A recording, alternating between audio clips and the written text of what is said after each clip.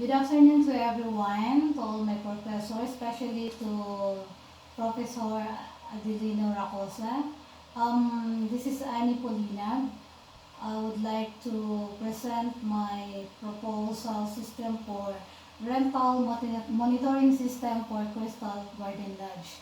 So first, welcome to the online education system for the AMA. Okay, so my proposal for today is the rental monitoring system for Crystal Garden Lodge. So first, what are the benefits of implementing this system? Number one, to be up to date all operation of a crystal garden. So at the moment, since they use the manually operation, so this is the reason why I propose this system all about. The second one is to make sure everything is in place at this time. And the third one is answer the query of the customer accurately. So this is the most important. So that to make a proper database management system for all the transaction.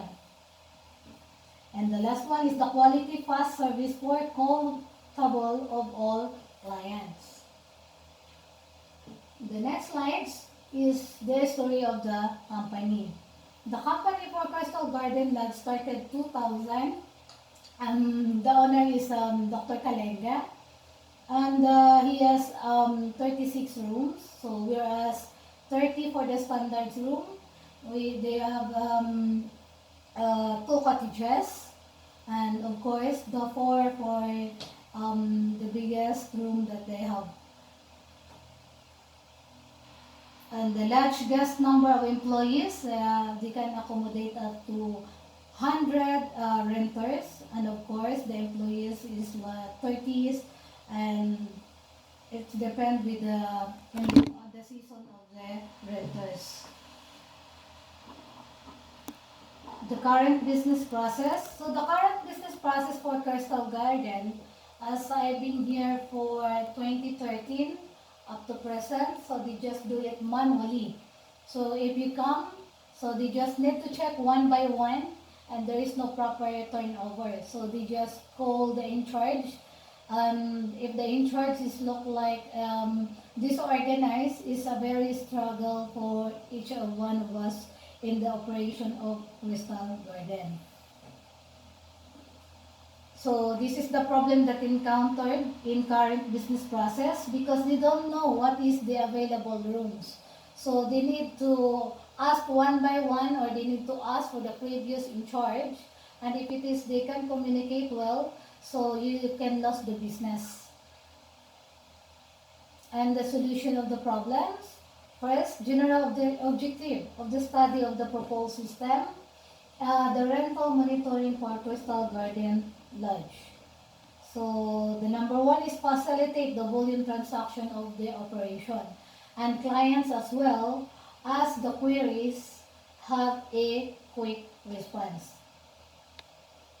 And they generate a lot of people in the business, which is very easy, accessible for them to inquire and to know the information by using this proposed system. They can have the exact information needed and invest a good relationship between, of course, the clients and the staff. The number three is to make the transaction fast and easy for giving the fast quality service and accessible for staff, of course, because you have already the system. So it's just like a matter of seconds, you can give the information. Okay? Why this proposed system is very important? Because this is the this system is necessary for all the lodges, hotel. So this system is necessity for the business. You can record all the transaction and operation in Crystal Garden Lodge, also to know the profit margin. So this is the most important and the target that I need to implement too. And the next one, for example, the foreign literature and studies, this is the sample of the Airbnb.com. So most of the time, this is the most comfortable for all the travelers right now, because any countries you can go and book your lodges or hotel without a hassle to the travelers. And this Airbnb, the company defined its purpose as to make people around the world feel like belong anywhere, of course. And the local literature and studies, um, we have the sample is the Sogo Hotel. Strategies are offered to low rates. Food and beverages are affordable. Stewards are approachable. Of course, we need that frontliner that they need to be like approachable and warm welcome to all the guests. Quick room service. Facilities are in good condition. So this is the operational feasibility. User can easily trace their transaction and quick response for the query. And then, this is the technical feasibility. The user is friendly and secure to use because of its password, of course. And the other one is the economic feasibility. So it helps the economic growth increase by using this system because all transactions are recorded and monitored already. This is also the system is cost-wise and very logistical because every report that you need are in the system. And the estimated cost to build a rental monitoring system here in Zambia. Okay, so most of the time the one that putting the system here in Lusaka, Zambia is from South Africa. So whereas like Jew boards, so they are migrate from here. It's look like 2 hours my travel through airline to implement this system because this is the existing system right now that I reviewed for some hotel or lodges. So this is the hardware. The hardware is 3,000, software is 5,000, 2,000, and the 30,000 for the company supporting manpower. The total of 40,000. But for now, we can have a proposed system that is more friendly in our expense. So from 40,000, the proposed system that I have it is only 17,800 USD. And this is the breakdown computation for IT developers, both existing and proposed system. So this one is the existing company support are based from Malaysia. And the other IT proposed system is based from India. So, of course, the number of working days, it's showing there, number of per day, rate per hour, and the support as well. So, this is the support, this is the breakdown computations that we have right now. But here, we can share like in India, South Africa, and Malaysia. But most of the time is the common thing is India and the South Africa. Conceptual framework, the IPO diagram or the input process output. So management input resources is facilities, equipment, staff, customers, suppliers, transport, and materials information. So the managing process is process flow, work in progress, process in design, planning and scheduling, progress in control system, and improvement. This is the output of managing product and services, customer satisfaction, and environment impact. The system architecture.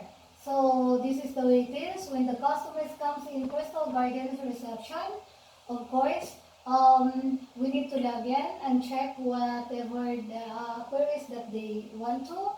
Of course, this system is need to be and have an internet. Okay, so the communication of between the admin and developer. So the database is already in the system using this implementation.